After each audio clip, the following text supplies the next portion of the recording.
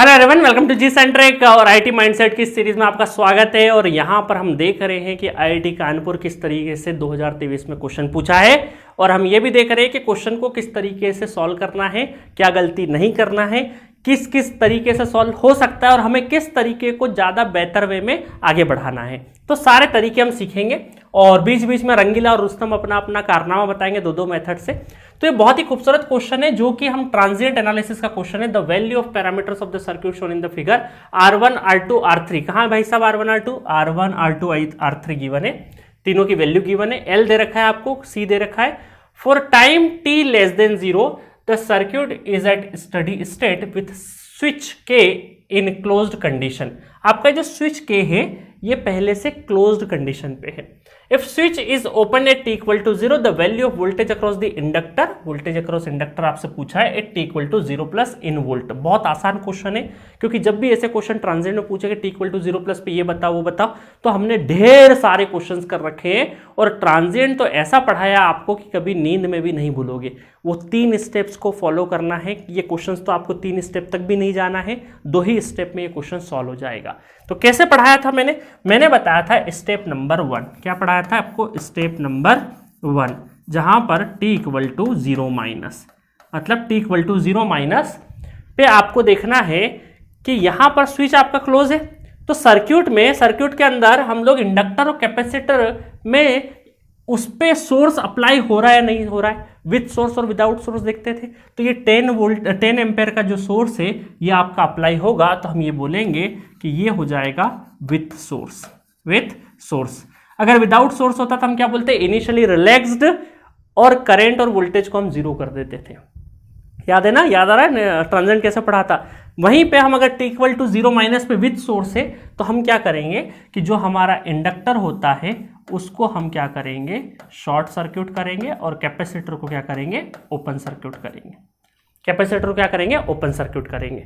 और इंडक्टर को शॉर्ट करने के बाद करंट, हम लोग इंडक्टर के थ्रू करंट देखेंगे t इक्वल टू 0 माइनस पे, और कैपेसिटर के थ्रू हम क्या अक्रॉस क्या देखेंगे? वोल्टेज देखेंगे। बाकी और कोई पैरामीटर हमें जज नहीं करना है। t इक्वल टू 0 माइनस पे हम सिर्फ 2 ही पैरामीटर देखते हैं, इंडक्टर के थ्रू कितना करंट जा रहा है और कैपेसिटर के अक्रॉस कितना वोल्टेज अपीयर हो रहा है, वही चीज देखना है। क्यों देखना है? क्योंकि inductor sudden change of current को अलाउ नहीं करता और capacitor sudden change of voltage को अलाउ नहीं करता है। इसीलिए t माइनस पे जो इंडक्टर में करंट होगा वही current t equal to 0 plus पे भी होगा। जो वोल्टेज कैपेसिटर के cross t equal to 0 minus पे होगा वही voltage t equal to 0 plus पे होगा, क्योंकि सडन चेंज से वोल्टेज और करंट इंडक्टर और कैपेसिटर के क्रॉस चेंज नहीं होते। किसके? करंट इंडक्टर के थ्रू और वोल्टेज कैपेसिटर के थ्रू। यही सारी थ्योरी थी। चलो, तो हम लोग क्या करें? अब विथ सोर्स है तो हम चेक करना पड़ेगा भाई कि कितना करंट जा रहा है, कितना वोल्टेज जा रहा है। तो चलो फटाफट अप्लाई कर देते हैं हम पूरा का पूरा मेथड हमारा। तो अप्लाई करेंगे तो यहां पर ये स्विच हमारा क्लोज, ये हमारा रेजिस्टेंस, ये हमारा 10 एम्पेयर करंट सोर्स। ठीक है, चलो आगे बढ़ते हैं। उसके बाद आगे बढ़े तो यहाँ पर ये हमारा हो गया शॉर्ट सर्किट। ठीक है, ये हो गया हमारा ओपन सर्किट। ये क्या हो गया? हमारा ओपन सर्किट।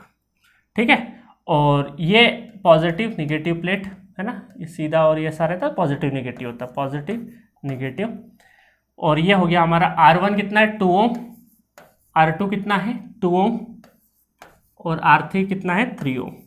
ठीक है, और ये हम लोग वापस से इस तरीके से क्लोज कर देते हैं, चलो अब देखो यहां पर क्या हो रहा है। यहां पर अब ये जो करंट है आपका, ये IL 0 माइनस करंट है ना। 0 माइनस पे इंडक्टर के थ्रू कितना करंट है वो है। अब इधर कोई करंट जाएगा क्या? नहीं, 0 एम्पेयर करंट जाएगा। तो इसका मतलब आप देखो कि जो 10 एम्पेयर है ये 2 चीजों में डिवाइड होंगे, एक 3 एम्पेयर की तरफ जाएगा, एक 2 एम्पेयर की तरफ जाएगा। तो आप क्या लगा सकते हो यहां पर IL 0 माइनस अगर आपको निकालना है तो आप इस तरीके से निकाल सकते हो, है ना। यहां पे कलर वापस से वो दूसरा ले लेते हैं। तो हम ये बोल सकते हैं कि भाई IL 0 माइनस करंट का डिवीजन ही तो हो रहा है 3 एम्पेयर और 2 एम्पेयर में, तो करंट डिवाइड रूल लगा देते हैं। तो जिसके अक्रॉस निकालना है वो नहीं लिखना, जिसके अक्रॉस नहीं निकालना वो ऊपर, देन दोनों में जहां पे डिवाइड हो रहा वो इनटू टोटल 10। तो ये 5 हो जाएगा, 5 दूना 10 है ना, 5, 5 दूना 10 और 3 दूना 6, तो 6 एम्पेयर करंट हो गया। और 6 एम्पेयर तो IL 0 minus equal to 6 ampere है, तो यही करंट हमारा IL 0 प्लस पे भी रहेगा, है ना। ये इंडक्टर का हो गया। अब क्या देखना है हमें, करंट देखना है, करंट देखना है। तो करंट अगर देखना है तो सॉरी, करंट तो देख लिया हमने, वोल्टेज देखना है VC 0 माइनस, ये वोल्टेज देखना है।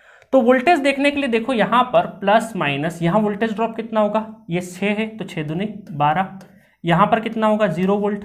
तो मैं अगर KVL घूम जाऊं इस लूप में तो कितना हो जाएगा, प्लस VC 0 माइनस, यहाँ तो 0 वोल्ट है, माइनस 12 इक्वल टू 0, तो यहाँ पर VC 0 माइनस इक्वल टू 12, वही VC 0 प्लस पे 12 वोल्ट रहेगा।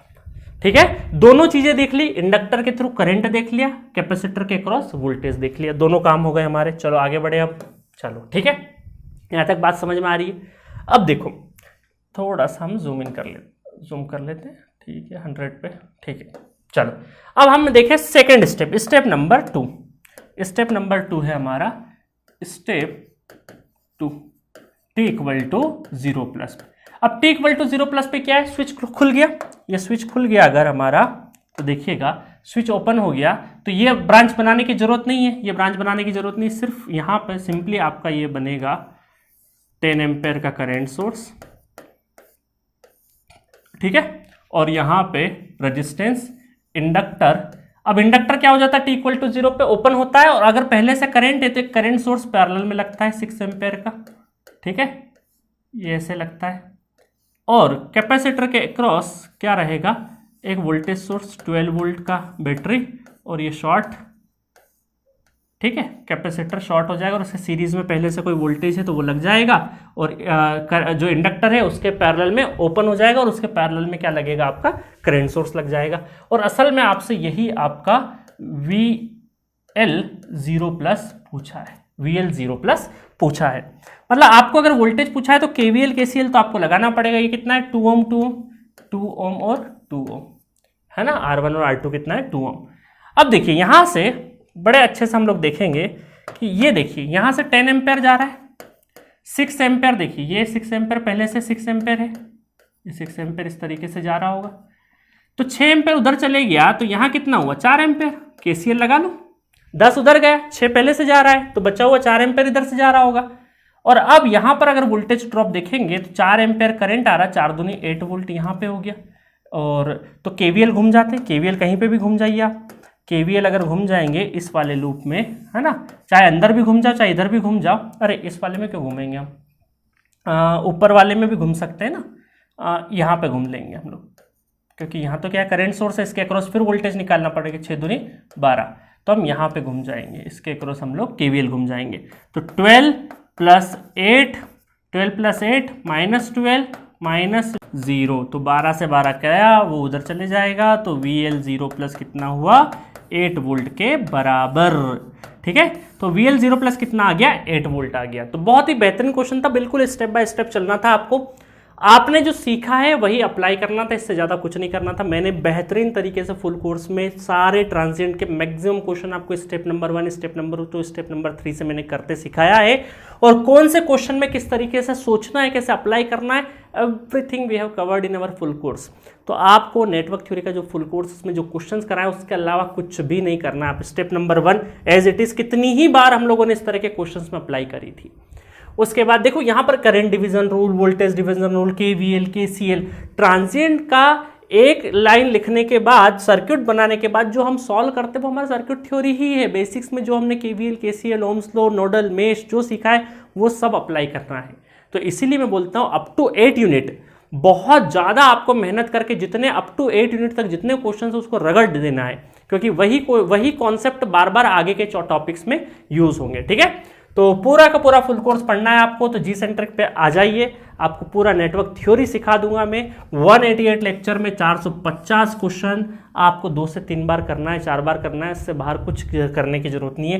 क्रैश कोर्स में 150 क्वेश्चन और एडिशनल करवाएं, पीडीएफ नोट से, वीडियो रिलेटेड जो भी डाउट्स हो आप चैट बॉक्स में आप अपना ऑडियो ऑप्शन के साथ में डाल सकते हो। GATE PYQ test series available, पूरा कंटेंट 399 में अवेलेबल है।